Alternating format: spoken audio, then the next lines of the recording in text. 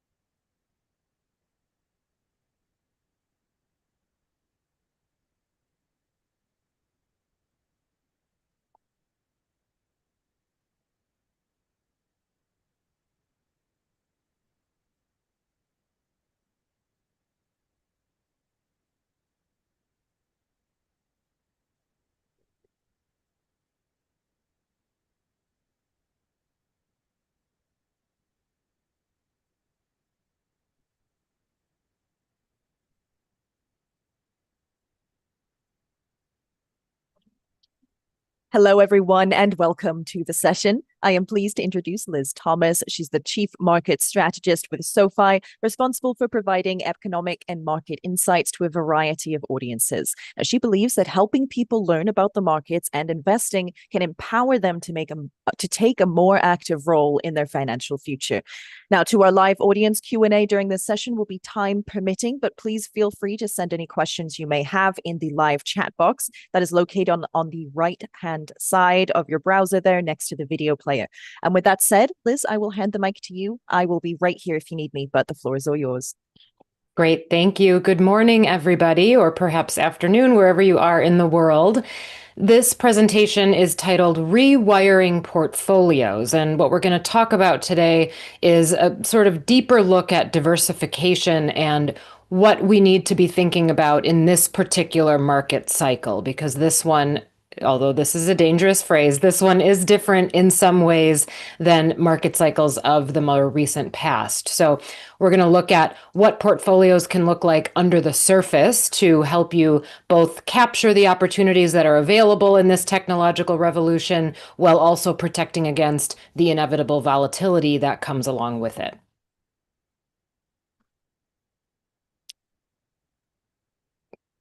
Get my, there we go. Okay, so my outlook for 2026 was titled The Show Must Go On. And then there was a section in it also titled Befriend the Bubble. I'm not here to decide whether or not this is a bubble. There's a lot of debate over that. But the idea of the show must go on was that the AI show must go on in order to support earnings growth that was happening in the S&P, in order to support investor sentiment that's going on. And that still remains the case. So this CapEx boom, the spending, the optimism, the idea of increased productivity that should be coming down the pike in many different industries, that particular show must go on as a theme. But some of the other opportunities in the market are showing us that we can broaden out into other sectors. So let's just take for a minute some of the data about this particular theme and what this looks like, and really just put it in perspective by size. So we hear all the time about CapEx and hyperscaler CapEx in particular. So when you look at this chart, we're looking at CapEx consensus starting back in 2022 all the way up through projections through 2029. And just the meteoric rise in CapEx, not just what's happened in CapEx, but what is still yet to come in CapEx, and even just the revisions, which you can see on the chart there. So revisions in 2026 alone up more than 30%, 2027 up more than 50%. Now, some of these years get so far out into the future, it's difficult to really predict. But the scale of these revisions and the scale of the CapEx is mind-boggling. So we're looking at 2026 CapEx of about $700 billion. And that's basically to secure the compute that all of these companies need in order to support the AI demand that we're already seeing. And we've heard stories about this many, many times already, where you've got companies with their capacity booked out through the end of the year, less than halfway through the year. So there's a big demand supply dynamic going on right now because of this CapEx and because of the way that AI is taking over all of the demand. Now, one of the other things, and some of this can be framed as a problem, it can also be framed as this is just the state of affairs right now, and how big this AI build out is and all the different tentacles that it has into other industries. But when you look at CapEx as a percent of private investment, this is a component of GDP. So we're just trying to scale it here as a percent of private investment. We're comparing it in this chart to the telecom companies during the dot-com bubble. So that's the blue bars. And then the magenta bars are hyperscalers during the current AI build out. So back in the dot-com bubble, the highest that this percentage ever got was about 3.3%. And as you can see right now, we've got hyperscalers showing us up to 14.7% expected in 2029, but the high at about 15% in 27 and 28. So much larger CapEx as a percent of private investment. This is why we hear so often about if the CapEx disappeared, what would happen to GDP? Yes, these bars would definitely suffer. There would be a GDP hit.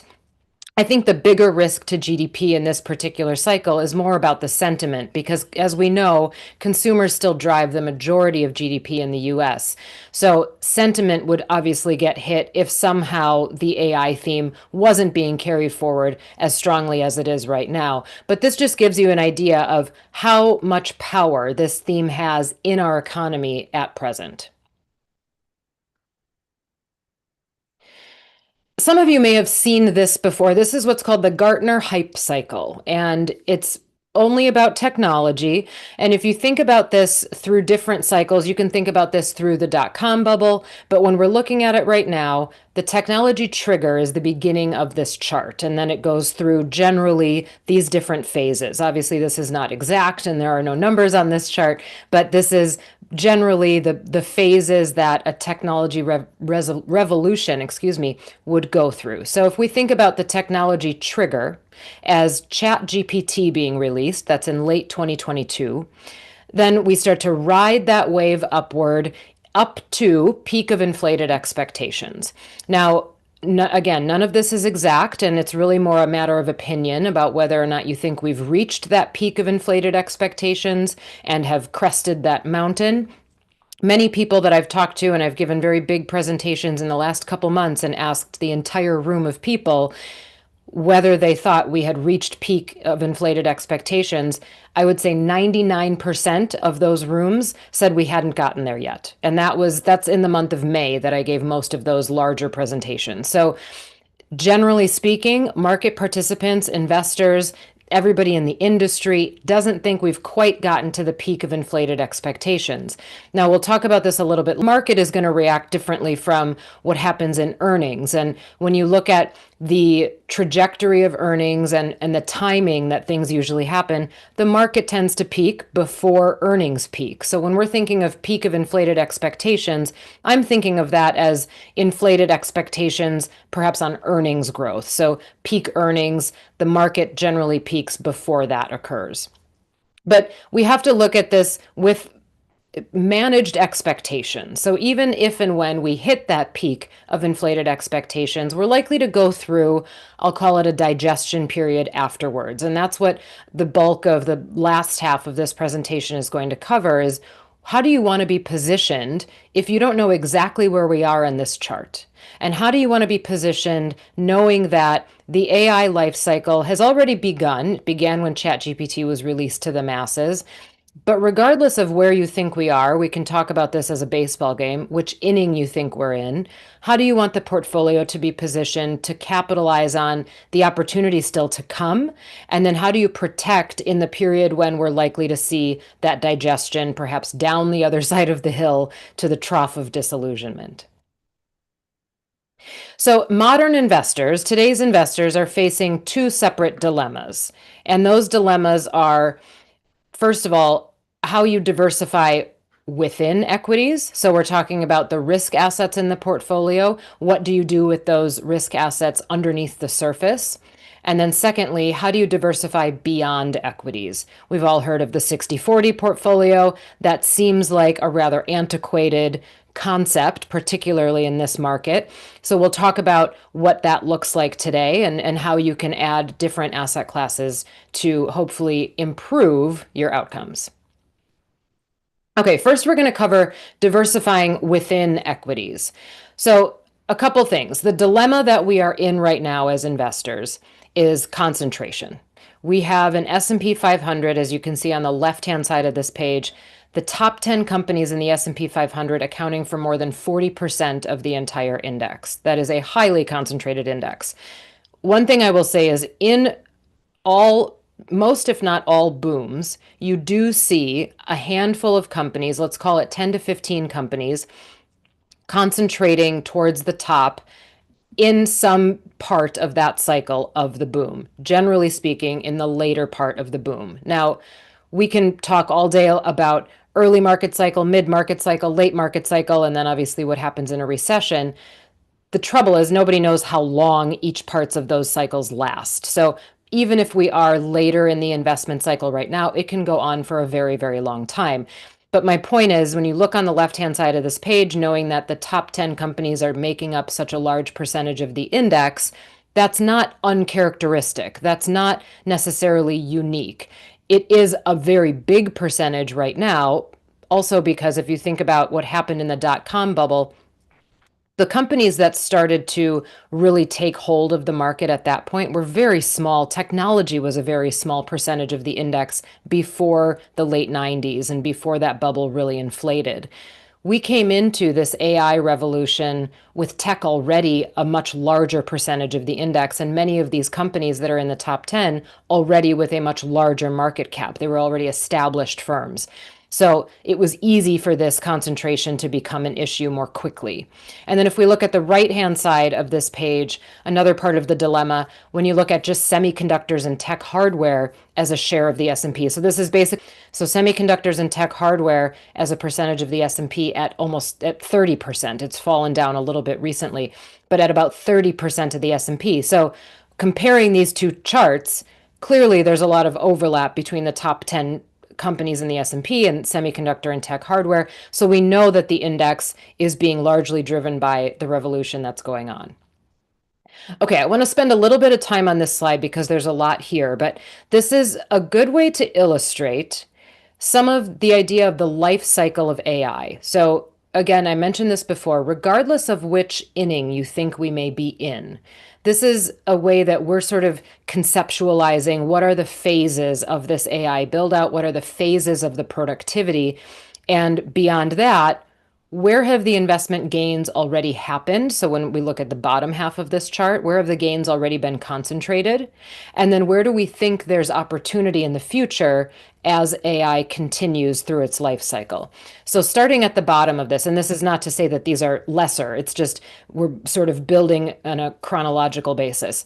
So starting at the bottom in the infrastructure layer, looking at things like the hyperscalers, semiconductor designers, and memory suppliers, we all know that those are the companies that have benefited the most already. Now, that's not to say that they won't benefit going forward, but I do believe it's time for some of that love to get spread out and find other opportunities, whether within tech or outside of tech, where the next layers of this are going to benefit most of the business community. Next, the enablement layer.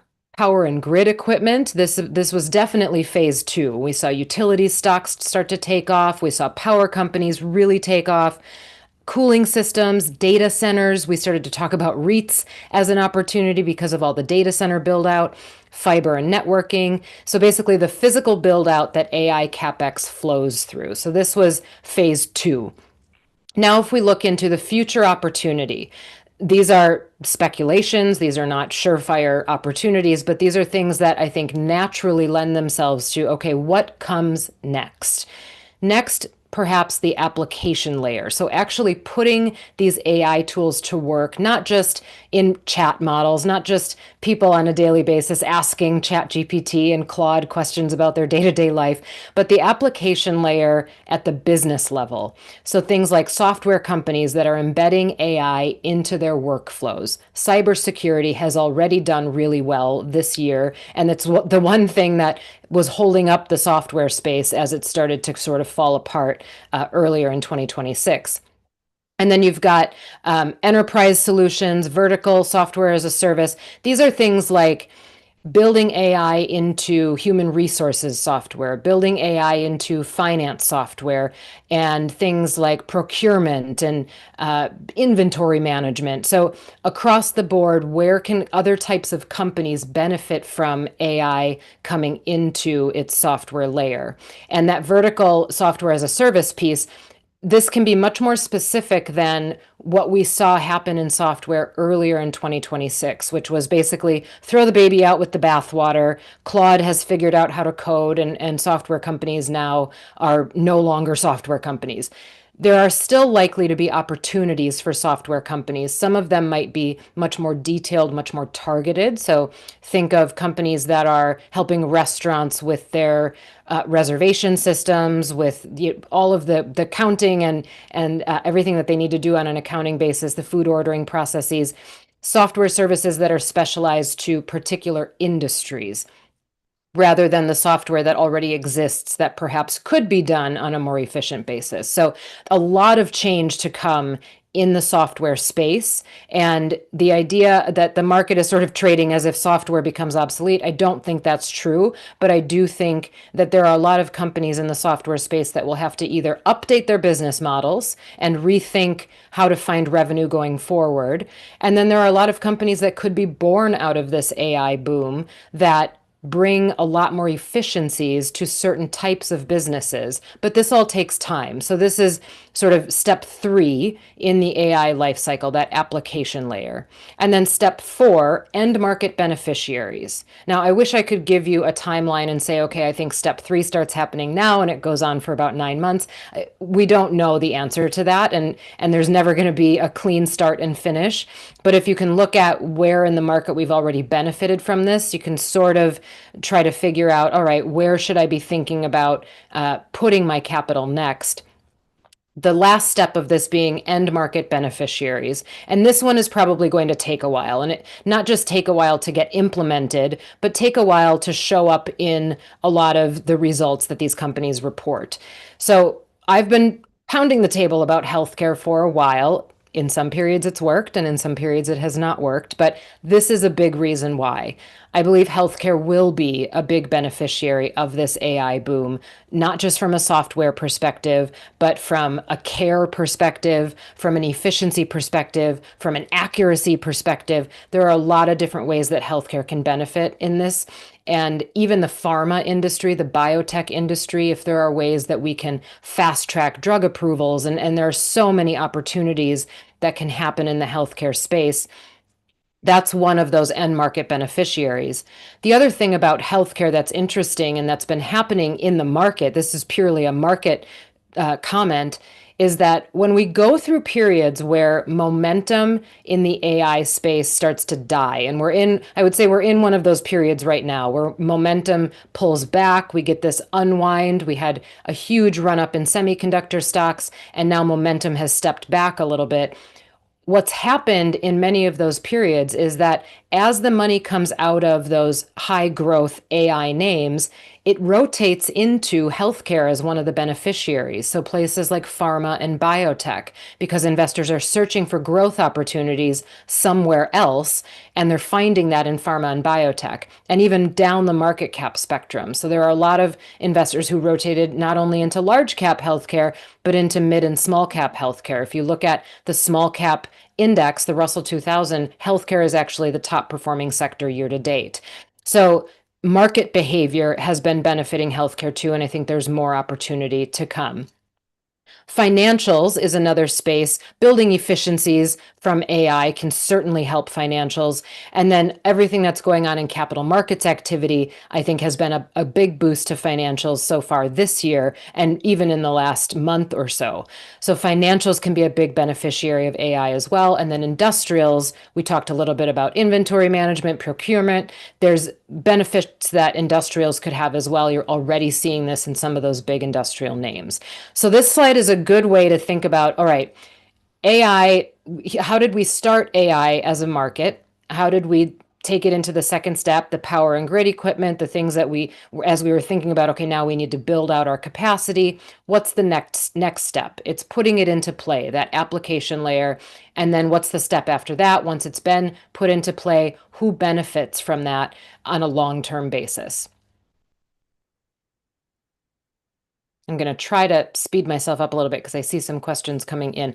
Okay, so another way to think about diversification in a portfolio is about factors. Now, factors don't work perfectly, but this is a good way to think about how to sort of bucket the stocks that you have in a portfolio. So as we know, much of the market has been driven by high momentum and growth stocks, and obviously growth stocks concentrated in that technology communication space. So what would you need from a factor perspective to offset the growth and high momentum? You would need value exposure and low momentum exposure. So when we look at the sectors that align most closely with those, the top 4 sectors with value exposure, financials being at the top. And I mentioned financials as a good opportunity as an end market beneficiary. And then comm services. Now, this one you have to be a little bit careful with because there are some large companies in there that fall into the Mag 7, but comm services outside of the Mag 7 also score pretty high on value. Energy is another interesting one. And I want to make a note on energy here. Even if we have de-escalation, final de-escalation in the war in the Middle East, oil prices are likely to come down. Now, we're having volatility in oil prices right now, but if oil prices come down and stay lower, obviously energy stocks sold off when some of those peace talks began. But I tend to believe that energy is a long-term opportunity here, and you're getting a buying opportunity with that little sell-off after some of the war de-escalation talks came out and affected the market. So I still see energy as a long-term opportunity here. And then utilities, the last one on this list in value. And then top four sectors for low momentum, consumer discretionary. Again, be careful here. We know that Amazon is the largest weight in consumer discretionary. Real estate, I think, is a very interesting opportunity right now. We've got data center REITs providing opportunity. And we're in a situation where we had a flattening yield curve for most of the year so far.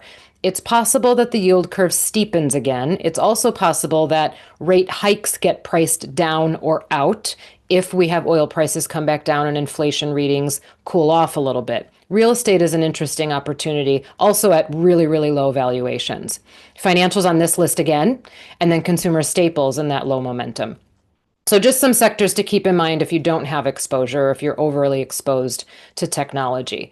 Okay, now we're going to move on to the diversifying beyond equities. Now, there are a couple really meaty charts here, but I think they're so important to cover.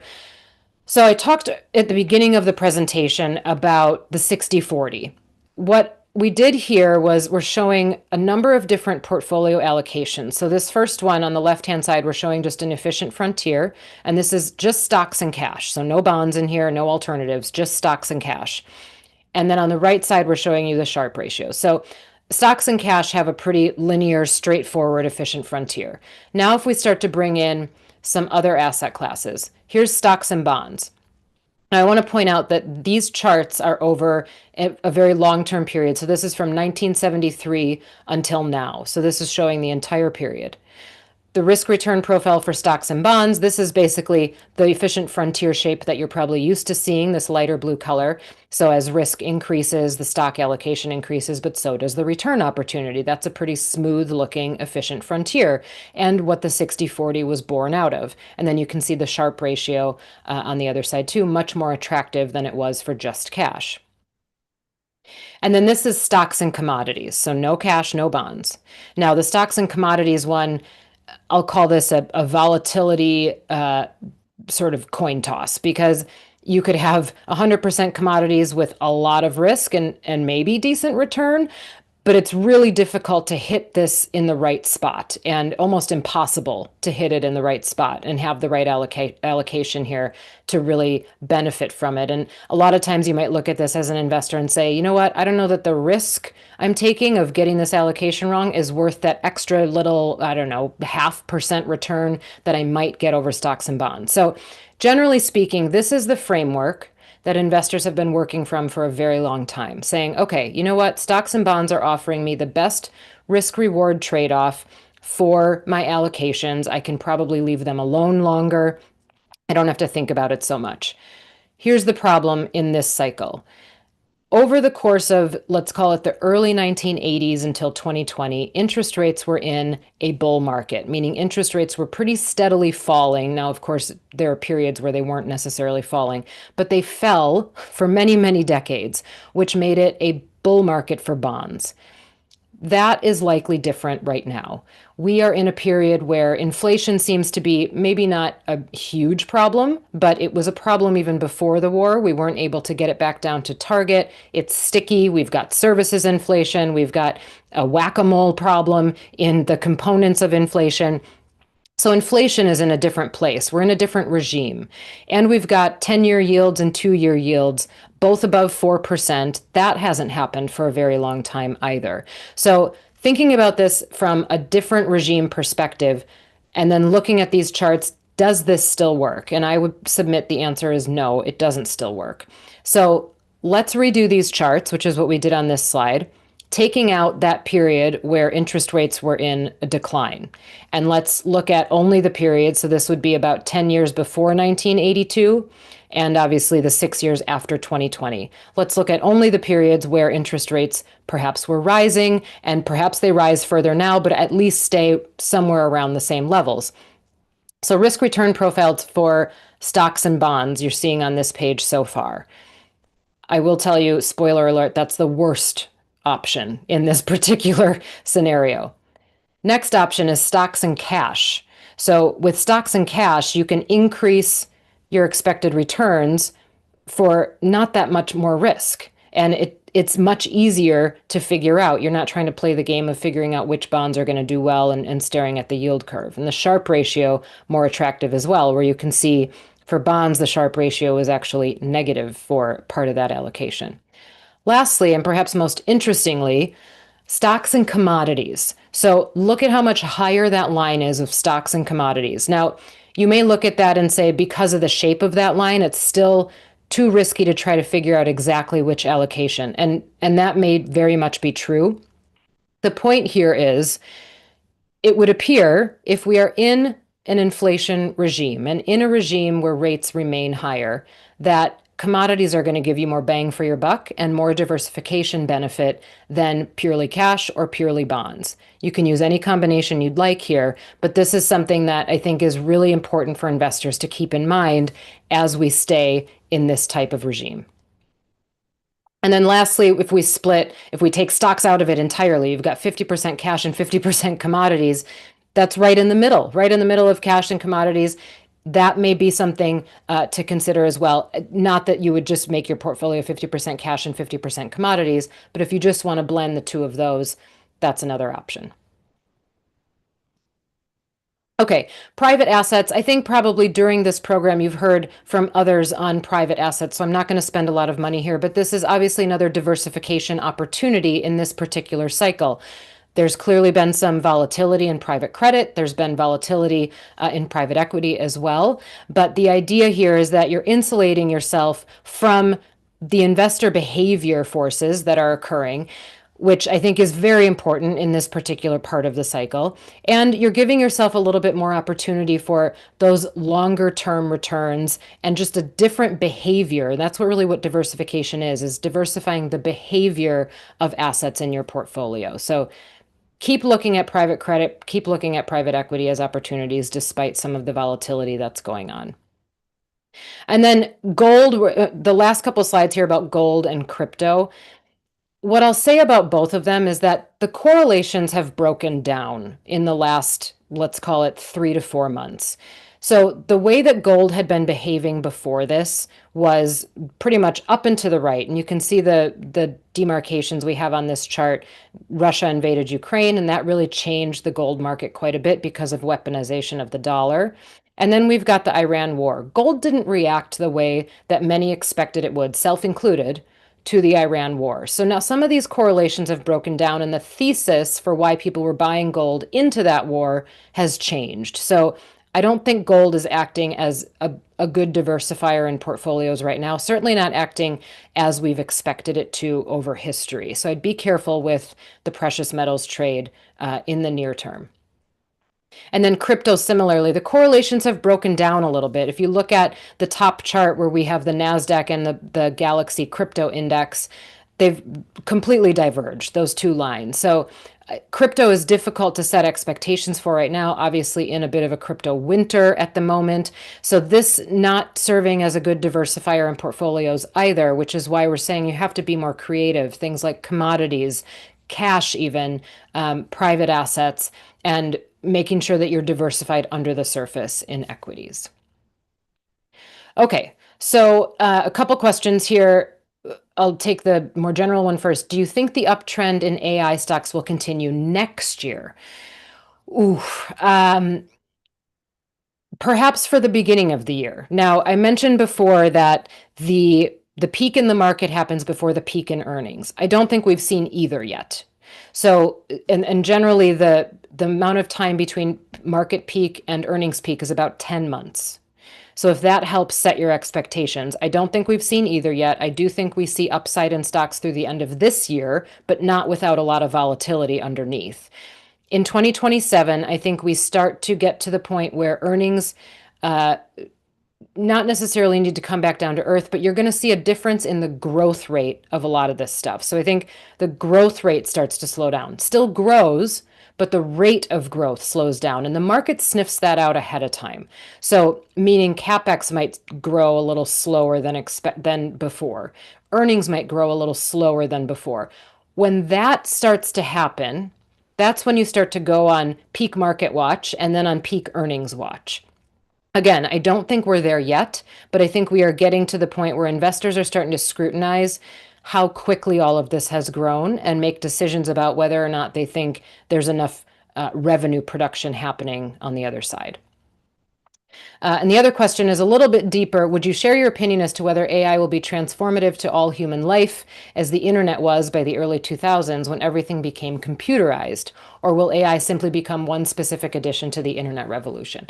That is a really good question. Of course, I don't have a crystal ball. My personal opinion, which is what you asked for, my personal opinion is that I do think it will be transformative. I don't think this will end up as just another added function of the internet. I do think it will change things. And frankly, it already has changed things. It's changed a lot of workflows. Companies have implemented it already in a lot of their technology systems. So I do think it changes things. That said, I think there are some parallels with the internet boom in the sense that the companies that we thought were going to be the winners early on were not the winners necessarily. And as that cycle matured, there were so many other ways that we found out we could apply the internet to corporate America. And I think the same thing will happen with AI. The hope and dream is that it is beneficial to humans as a race and that it is beneficial to human life. Obviously, there's a lot of competition and capitalism going on in there that will complicate things, and the speculation about actually the government getting involved, I think is going to be a really big component that we talk about a little bit right now, but I don't think that we understand how much the government may get involved down the road. So that 2028 election looms large, and I do believe that AI will be a big conversation within it. Okay, I am 2 minutes over my time, so I'm going to stop talking and thank everybody for coming to listen today. Yes, well, Liz, thank you so much for joining us. Fantastic presentation. And I know our audience appreciates that you took some time to answer those questions. So thank you very much. And to those of you who are joining us live, thank you as well for joining, tuning in, and be sure to stay tuned as we have a lot more in store for you today in this Money Show Virtual Expo. I hope everyone has a wonderful rest of your day. Take care.